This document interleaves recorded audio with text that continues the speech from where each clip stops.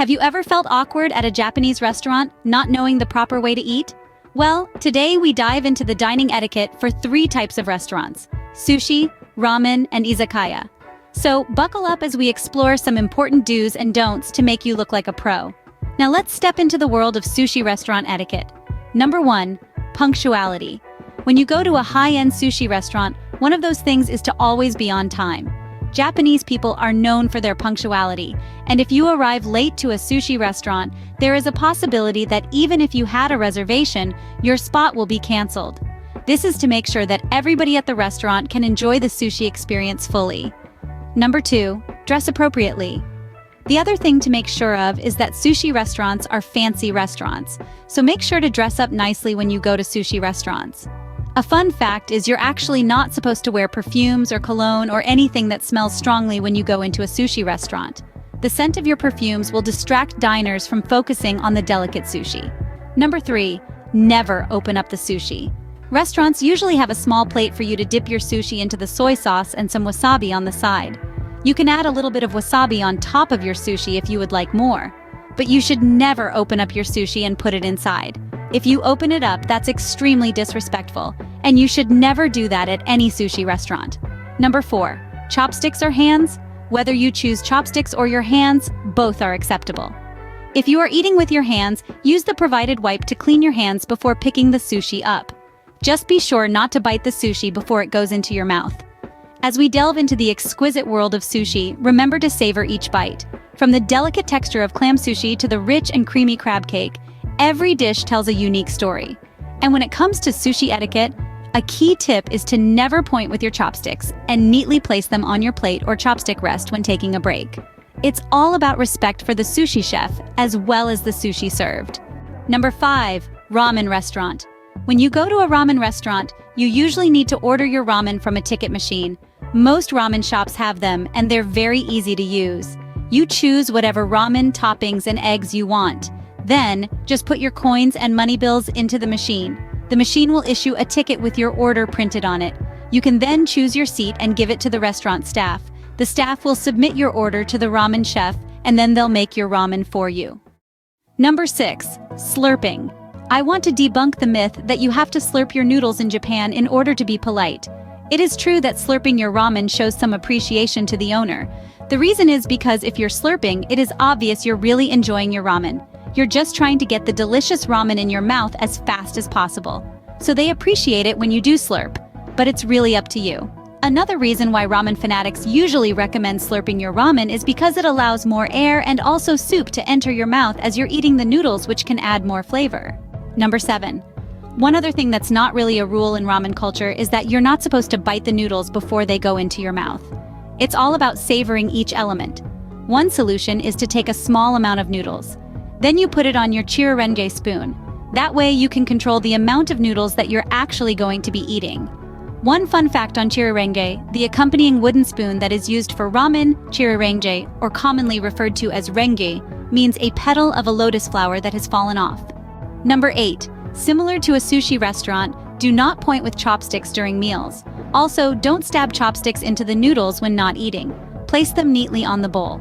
This is considered kind of impolite. Instead, you should put your chopsticks neatly on your bowl or the chopstick rest if provided. Number 9. Since the soup is so rich, it does make you feel the urge to drink it all up. Now I want to mention that it is actually very common to not finish your soup in Japan. But if you do want to drink some soup, you can also drink it directly from the bowl. Next is the famous izakaya, which means dine-in sake shop. An izakaya is a type of informal Japanese bar that serves alcoholic drinks and snacks. Izakaya are casual places for after-work drinking, similar to a pub, a Spanish tapas bar, or an American saloon or tavern. Depending on the izakaya, customers either sit on tatami mats and dine from low tables, as in the traditional Japanese style, or sit on chairs and dine from tables. Many izakaya offer a choice of both as well as seating by the bar. Some izakaya restaurants are also tachinomi style, literally translated as drinking while standing. Number 10. In traditional izakaya, you'll need to take off your shoes before sitting down, especially if the area is tatami flooring. Number 11. Let's start with drinks. In Japan, we have a phrase called toriezu nama. Toriezu means to start with, nama means draft beer. The pouring culture of Izakaya is that you should always pour drinks for others. If you are pouring from a bottle, the etiquette is to make sure that the label is visible to other people. So the label should always be facing up or facing to the side of the person receiving the pour from you. Number 12. Hold the glass with two hands when receiving a poured drink. In Japan, it's customary to pour for each other. Now that we have our glasses of beer, it's time to kanpai, or cheers to somebody that you want to show respect for. When you clink glass, you want to lower your glass if you are clinking glass with your client or superior to show appreciation and respect. Number 13. Don't take the first sip of your drink until the group cheers, kanpai, had been completed. There are some cases where you'll order the drinks and everybody's waiting. You might feel inclined to take a sip, but you shouldn't. In Japanese culture, you don't take the first sip of your drink until the group kanpai has been done.